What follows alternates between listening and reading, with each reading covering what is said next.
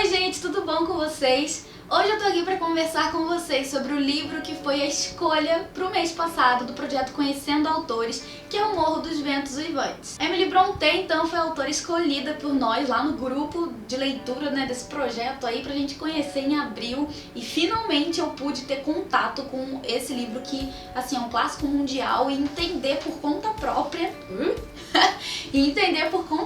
aqui do que se trata esse livro, do porquê que ele é isso tudo, do porquê que tanta gente adora e do porquê que ele é tão consagrado. Antes de eu começar a falar sobre O Morro dos Ventos Uivantes, eu quero deixar avisado aqui que o autor para esse mês, para ler em maio, foi escolhido então o Dostoiévski, né? Votamos lá no grupo do Facebook, escolhemos Dostoiévski, eu já tenho o meu livro escolhido, que é O Noites Brancas. Vou conhecer Dostoiévski, quase não sai. Vou conhecer Dostoiévski por Noites Brancas. Eu tenho aqui na estante o Crime e Castigo, mas é um livro muito grosso, eu acho que pra esse mês eu não consigo ler, sabe? Não consigo dar conta por causa da faculdade, então escolhi o Noites Brancas, eu espero conseguir fazer essa leitura também. Agora vamos falar desse aqui.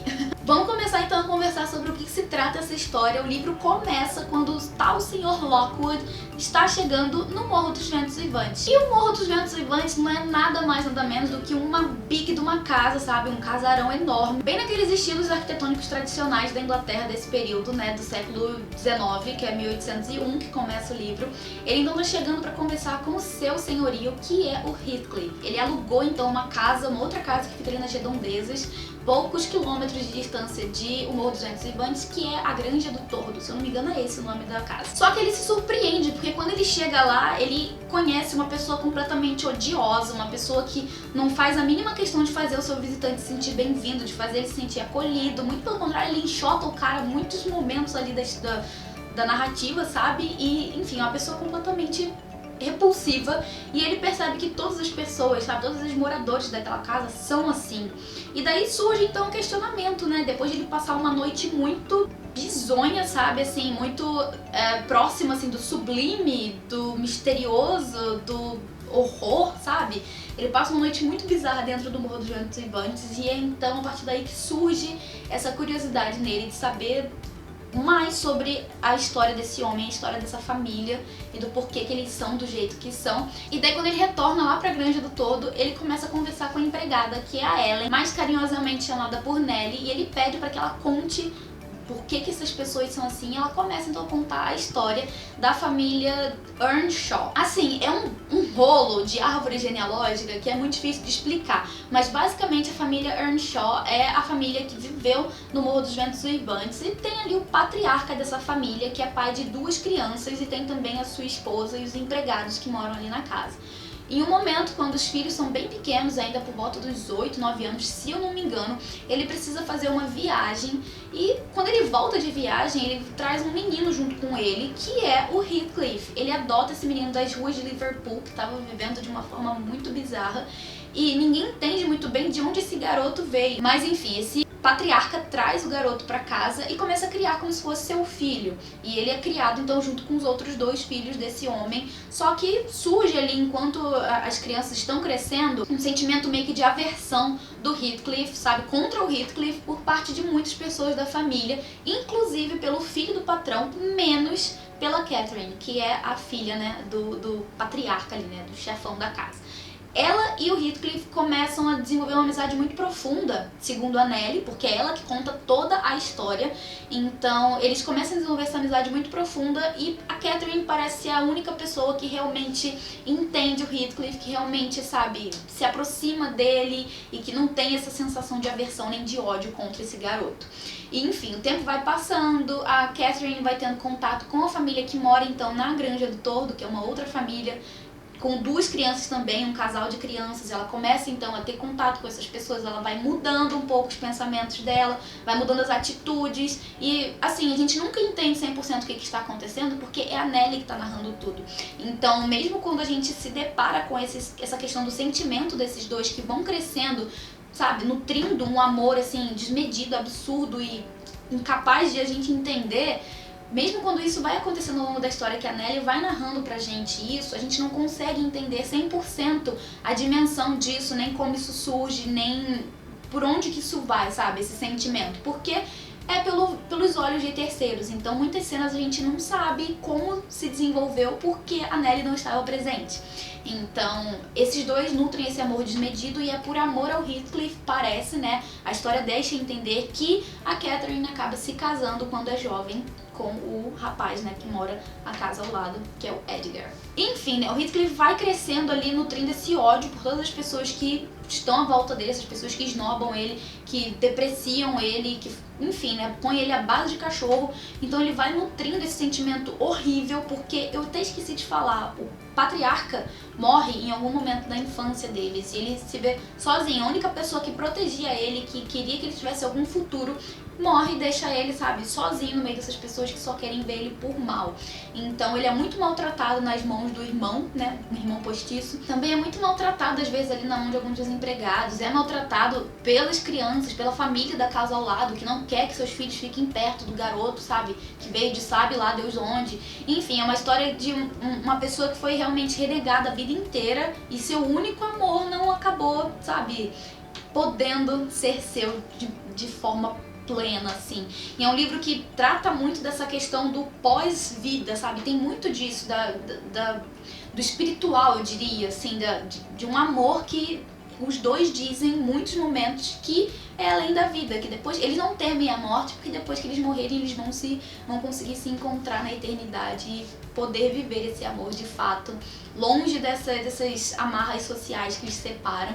E aqui atrás, na edição desse livro da Martine Claret, inclusive tem uma citação de uma das cenas mais fortes no livro, que é praticamente um monólogo da Cathy, que é a Catherine, quando ela tá contando pra Nellie a dimensão do amor dela pelo Heathcliff, e ela tá ali abrindo o coração dela, justo no momento em que ela decide tomar a decisão de se casar com o Edgar.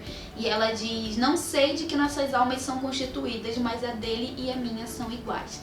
Então é um livro muito profundo, muito tocante nesse sentido desse amor, sabe, que a gente não entende, mas ao mesmo tempo é um livro que põe o leitor numa dualidade absurda, porque a gente sabe que tem essa coisa do amor, sabe? A gente entende desde o começo que esse sentimento desses dois personagens é desmedido, porém é um livro com personagens extremamente odiosos, sabe? Eu tive ranço pela maioria deles, eu não consegui simpatizar com quase nenhum deles, eu não consegui, sabe, nutrir preocupações por esses personagens, sabe? Mas curiosamente, por outro lado, eu fiquei muito presa na história, porque eu queria saber no que aquilo ia terminar, sabe? Eu queria saber qual seria o destino desse casal, qual seria o destino dos outros personagens, e muitas vezes eu senti, assim, sentimentos realmente de repulsa com muitas coisas que aconteceram nessa história, porque a autora teve, assim, uma capacidade muito surpreendente de criar situações realmente, assim, escandalosas que tira o leitor da zona de conforto, sabe? O leitor fica desconfortável.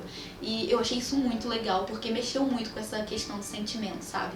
Mas eu diria que, de um modo geral, os únicos personagens que eu nutri algum sentimento de afeição foi a própria Nellie e o Edgar, talvez. Que no começo ali era um embuste, mas depois ele muda e, assim, eu comecei a ter alguma simpatia por ele. Mas, de modo geral, é um livro que tem personagens que, assim, você não consegue se conectar. Uma coisa que eu achei estranha nesse livro é que toda a história é narrada pela Nellie. Tudo. É a Nellie narrando pro Sr. Lockwood.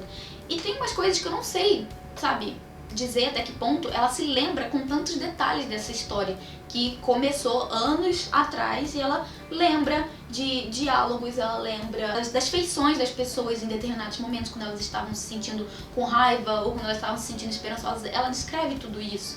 E eu achei isso muito estranho na narrativa, porque uma pessoa se lembrar com tantos detalhes assim da história, mas enfim, a gente releva porque é uma história muito bem escrita e você mergulha no livro. E eu pude entender porque que o livro é isso tudo, porque ele realmente mexe com o leitor e ele realmente faz o leitor ficar nessa situação de que ele não sabe o que ele pensa. Ele não sabe se ele torce pelos personagens ou se ele, sabe, deixa o barco andar. E é muito bem escrito. E também me lembrou muito Crepúsculo, porque, né, é o livro favorito da Bella e do Edward.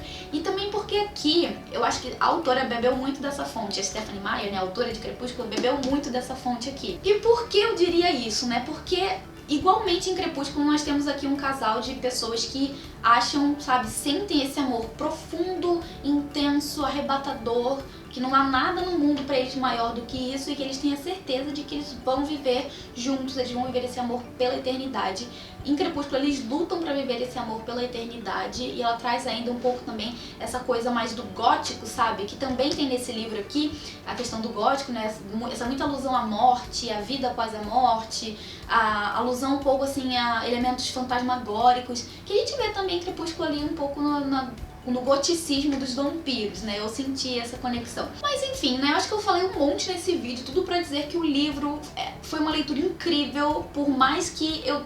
Aí que tá a dualidade, sabe? A grandiosidade desse livro, porque por mais que eu tenha odiado muito esses personagens, por mais que eu tenha odiado muitas das situações que aconteceram aqui, por mais que eu tenha achado, assim, absurdas, sabe, as situações, ainda assim é o tipo de livro que você pega pra ler e você não sossega enquanto você não termina. É sensacional isso daqui, então eu, sei lá, tiro meu chapéu pra Emily Brontë porque ela conseguiu me segurar numa história, me prender numa história que se fosse, sei lá, eu acho que se fosse um outro livro que eu tivesse não gostando dos personagens, não gostando do que estava acontecendo, eu abandonaria, mas eu não senti vontade em momento algum de abandonar esse livro.